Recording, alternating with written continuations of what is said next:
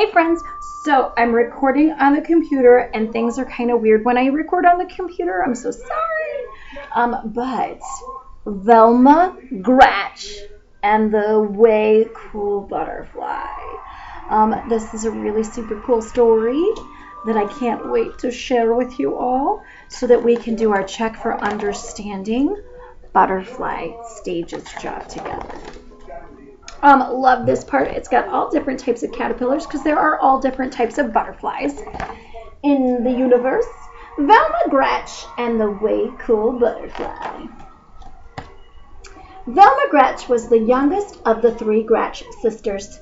Frida, the oldest, had gone through first grade first, followed by Fiona, and now it was Velma's turn. Are you guys going into first grade soon?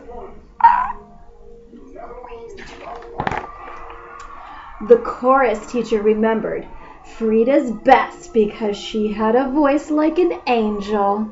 The gym teacher remembered Fiona best because she ran super fast.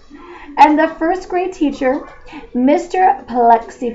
Plexipus, fondly remembered both sisters because of Frida's miraculous math and Fiona's spectacular spelling. Everyone from the class guinea pig to the principal had magnificent memories of the oldest Gratch girls, but they could hardly even recall Velma. This made Velma feel as if she did not belong in the first grade at all. She wanted to curl up into a little ball and roll back into kindergarten. Of course you belong, cooed Velma's mommy, trying to cheer her up. You've just only begun. Soon everybody will notice you. Velma couldn't wait. She needed to be noticed, and she needed to be noticed now. In the chorus, she sang loudest so the teacher could hear her best. La la la la la la la. In gym, she ran the slowest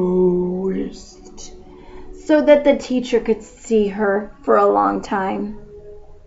And in class, she refused to read and muddled her math. Mr. Plexipus laminated that she was the first Gratch sister ever sent to the principal's office. This brought a small smile to Velma's lips. Littlest Gratch girl, why are you singing so loudly in chorus? Why are you running so slow in gym? And inquired Principal crossly.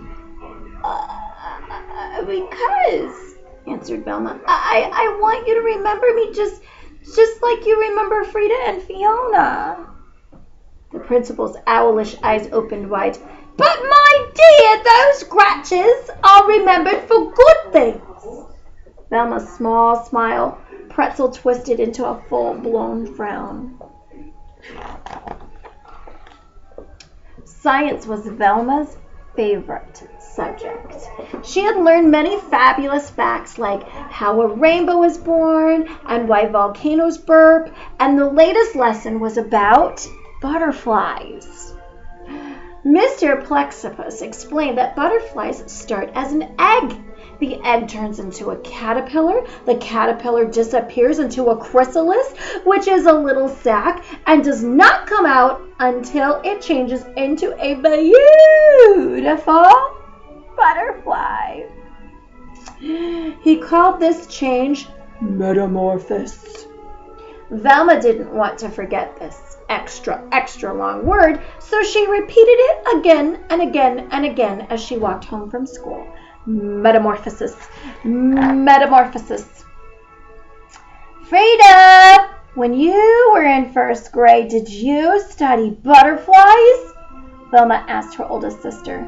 No, we learned about worms, Frida replied. Fiona! Yeah? When you were in first grade, did you learn about butterflies? Velma asked her middle sister. No, I think we learned about frogs, Fiona stated. Well, said Velma proudly, we are studying butterflies. Mm-hmm. And they medal more for this. That's cool, Frida declared, and Fiona bobbed her head. Yeah, super cool. Velma read everything in the library about butterflies. She discovered that there are 20,000 different kinds of butterflies, which is a lot. She adored the ones with colorful names like brown elfin, frosted flasher, sleepy orange, and the ones with funny names like comma, question mark, American snout. Not to mention the ones with strange names, Morpho, painted lady. That's what we had. Gossamer wing. But her favorite butterfly of all was the orange and black monarch. When it got cold, all the monarchs would fly south to Mexico to stay warm. Velma thought this was an amazing coincidence because last winter vacation, she and her family had also flown to Mexico. They went there to stay warm.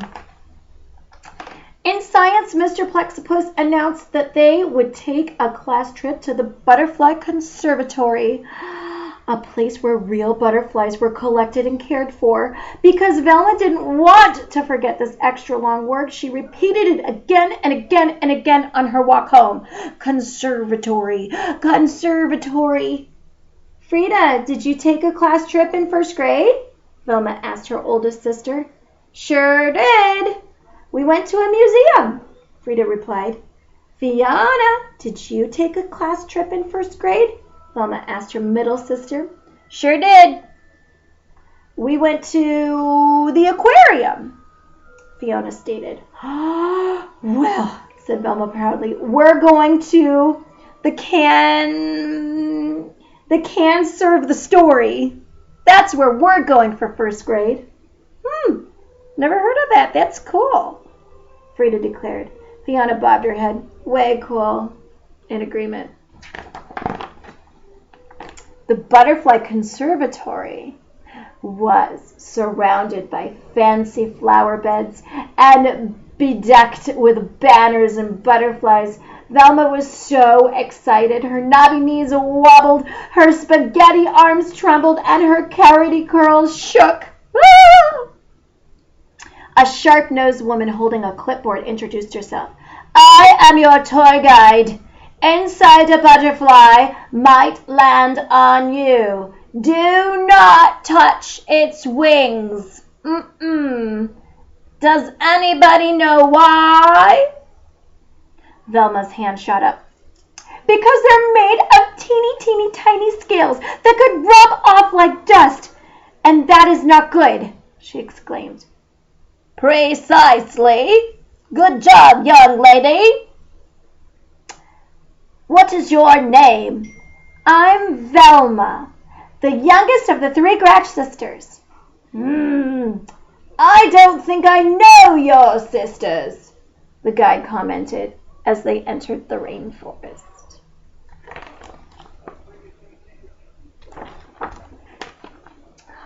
It was a magical space, slathered in tall trees and tangled vines, water gurgled over rocks, and butterflies of every variety. Giant swallowtails, short-tailed skippers, pygmy blues, and best of all, monarchs!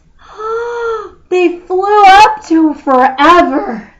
The guide explained that when it got colder in a couple of weeks, she would take the monarchs into the park and let them go free so that they could fly to Mexico. This traveling was called migration. Because Velma didn't want to forget this extra long word, she repeated it again and again and again as she walked through the rainforest. Migration, migration, migration. Is she remembering all of these big words perfectly? Or is she interpreting them a little differently? A gorgeous green comma rested on Randy's head. The class all oohed. Don't move, it's on your head. A baby brown elfin settled on Sandy's nose. And a big blue morpho alighted on Andy's shoulder. The class gasped. That happened to Parks at the Butterfly Museum. I'll have to share that picture with you all. But not one single butterfly landed on any part of Velma. Going back to that Butterfly Museum trip, Parks was very disappointed because he felt just like Velma.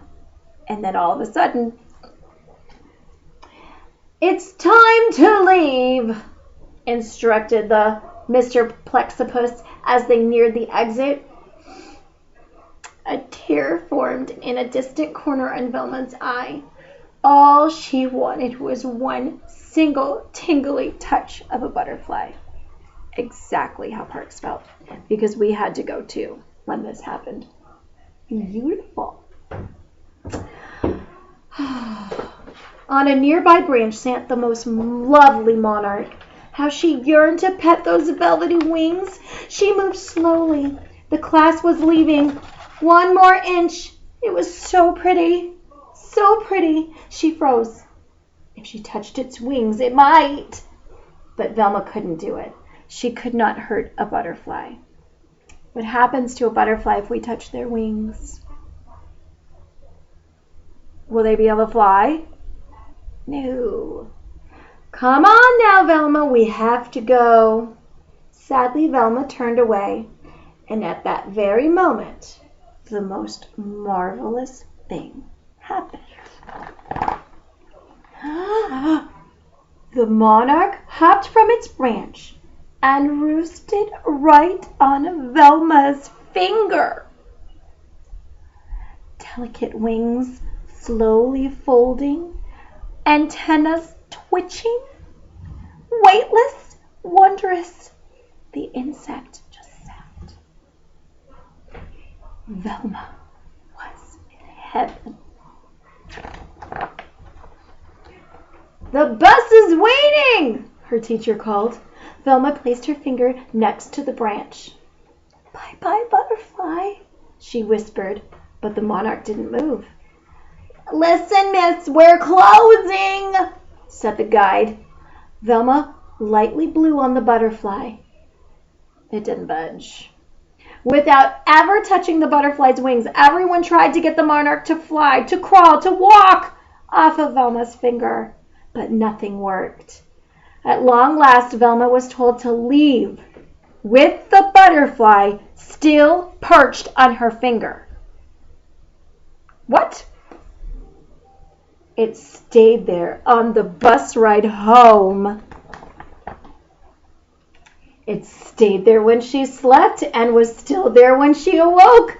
It stayed during gym, during math, during reading, even ballet, soccer. Day in and day out, it stayed on that pointer.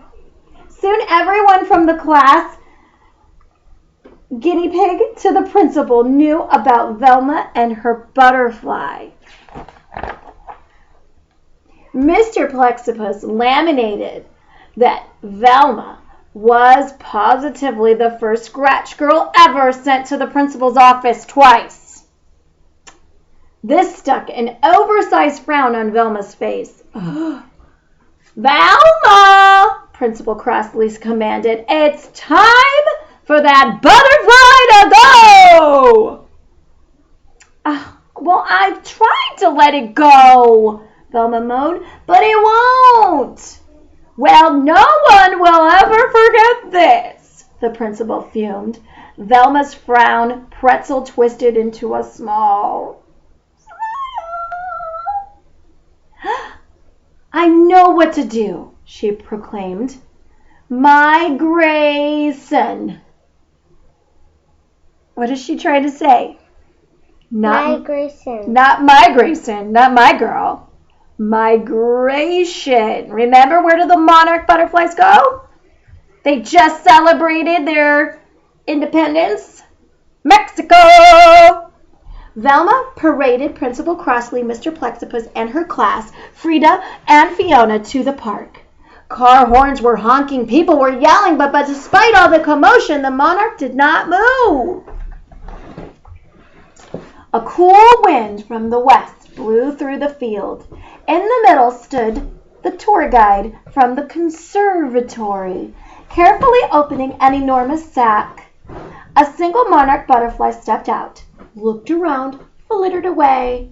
It was trailed by 10, then 10 more, soaring up, up, up until the sky overflowed with thick clouds of orange and black. What's happening? Wondered Frida. Why are you letting them go? Demanded Fiona. Migration, announced the guide. Migration, repeated Velma. The wind tousled Velma's hair and tickled her butterfly's wings. The monarch jumped onto her nose as if to give her a kiss, like a kiss goodbye, and then took flight to join its friends. Over the treetops it flew, over the skyscrapers, and up into the wild blue, orange and black yonder, on its way. Where do monarchs migrate? To Mexico. Velma! Shouted Principal crossly, and every eye turned towards her. Oh no, fretted Velma, sure that she was about to become the only Gratch girl ever sent to the principal's office 3 times.